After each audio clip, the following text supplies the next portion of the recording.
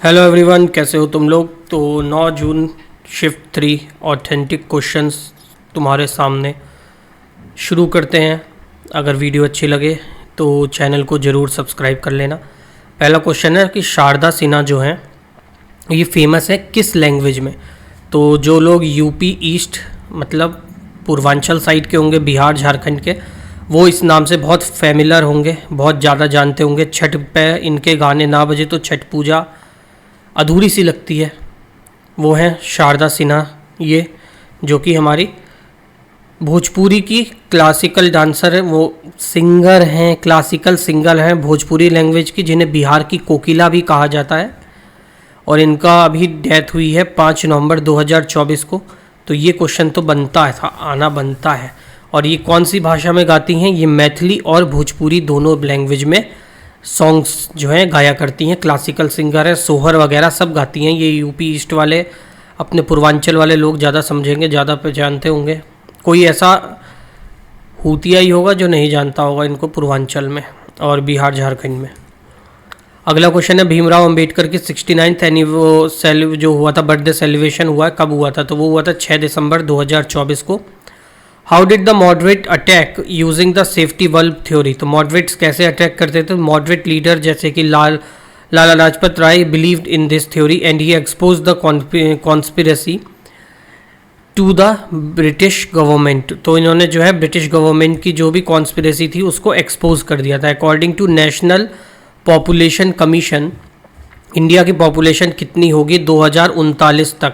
तो इंडिया की पॉपुलेशन जो होगी 2039 तक वो हो जाएगी, एक सेकंड कलर चेंज कर लेंगे फिर बताते हैं पॉपुलेशन तुम्हारी कितनी होगी।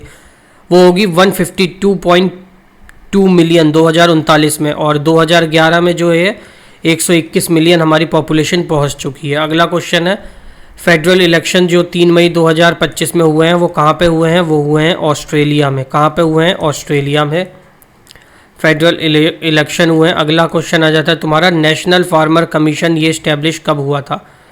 तो ये इस्टेब्लिश हुआ था तुम्हारा 18 नवंबर 2004 को। कब हुआ था? 18 नवंबर 2004 में ये इस्टेब्लिश किया गया था। चेयरमैन कौन थे इसके? चेयरमैन, चेयरपर्सन कह लो या चेयरमैन कह लो, तो इनका चेयरमैन थे प्रोफेसर MS स्वामीनाथन। कौन? Professor MS Swaminathan.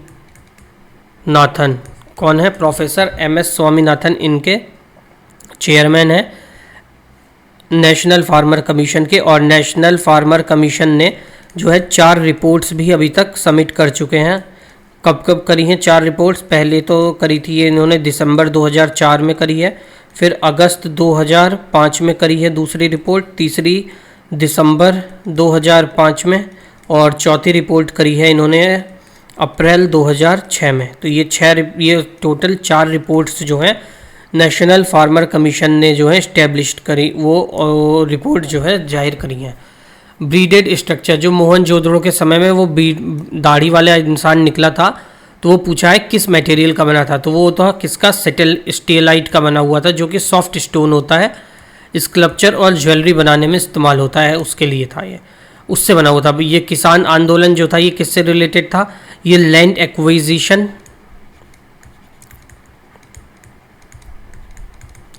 और कंपनसेशन से रिलेटेड था।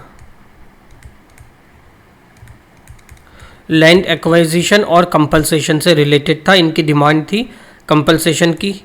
ठीक। What was the northern most range of Himalaya called? जो उसे क्या कहा जाता है? नॉर्थन मोस्ट रेंज को हिमांदरी कहा जाता है, हिमांदरी या फिर इनर हिमालय भी इसे कहा जाता है। और ये कैसी रेंज है? ये कंटिन्यूअस रेंज है, मतलब कहीं पे ब्रोकन नहीं है, स्टॉप मतलब टूटी हुई नहीं है, एक सार से चलती हुई कंटिन्यूअस रेंज कहा जाता है। और ये इसकी जो एवरेज हाइट है, इसकी एवरेज हाइट जो है वो है तुम्हारा 6000 मीटर। कितनी है? 6000 मीटर। दिल्ली जो है कैपिटल बनी थी किस कॉन्स्टिट्यूशनल अमेंडमेंट से? तो दिल्ली को जो है कैपिटल बनाया गया था 69th कॉन्स्टिट्यूशनल अमेंडमेंट 1991 में। इससे पहले दिल्ली क्या थी? बताओ बताओ। तो यहाँ के पहले गवर्नर कौन बने थे? फर्स्ट गवर्नर ऑफ दिल्ली वो बने थे आदित्यनाथ झा, योगी जी नहीं, ये दूसरे हैं।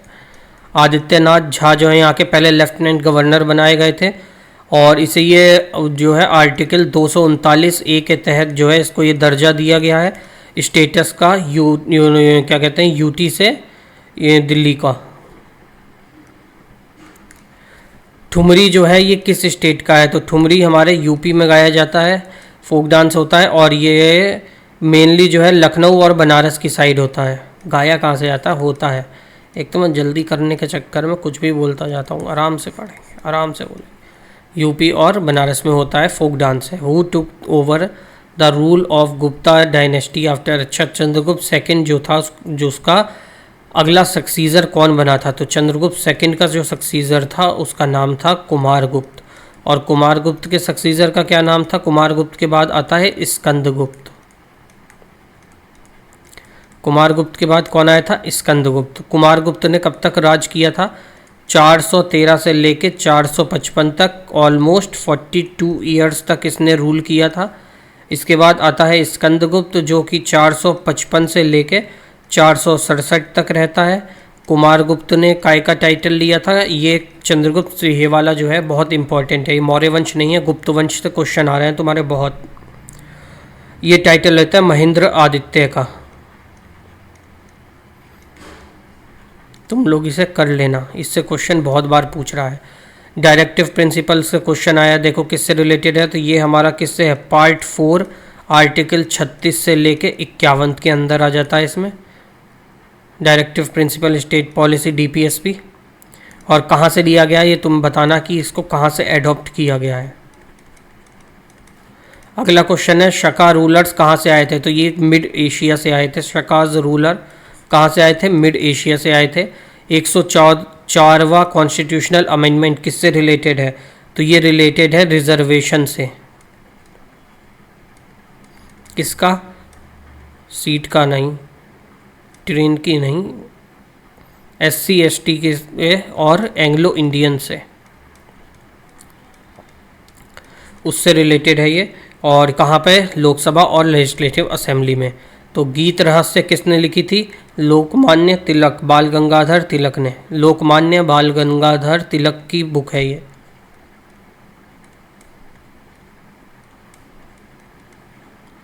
कब लिखी थी इन्होंने ये? 1915 में।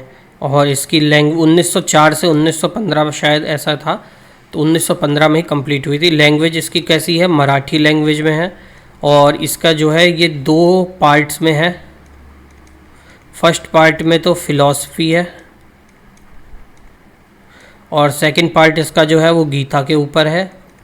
और इस बुक के अंदर जो है भगवत गीता के कर्म योग पे जो है फोकस किया गया है। मेनली फोकस जो है इसमें किसके ऊपर है? कर्म योग के ऊपर है, जो हमारे भगवत गीता में है ना, व्याख्या की गई है भगवत गीता में, अध्याय है पूरा कर्म योग का, उसी के ऊपर है।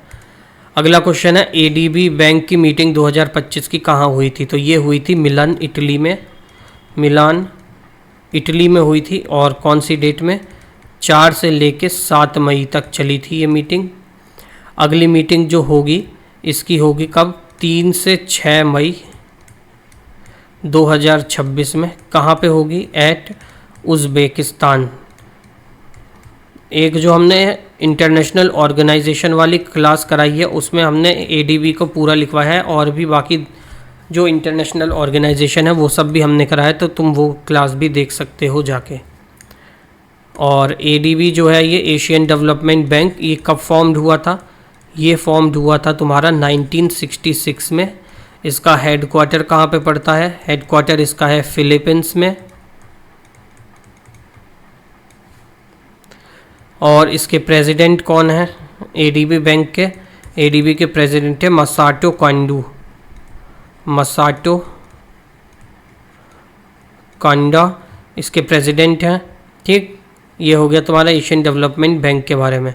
और यहीं पे तुम्हारी क्लास हो जाती है ख़त्म। अगर तुमने वीडियो देखी है, छोटी सी वीडियो बनती है इसकी, अब इसकी और ज़्यादा डिटेल में जाएंगे तो वो फिर लंबी वीडियो हो जाएगी और तुम वो करोगे नहीं, तो मैं इसीलिए बनाता नहीं। पॉइंट टू पॉइंट छोटी वीडियो बना के ख़त्म करेंगे काम को। मिलते हैं अगली क्लास में, तब तक के लिए सभी को जय श्री राम। और अपनी पढ़ाई करते रहो और सब्सक्राइब कर लो चैनल को।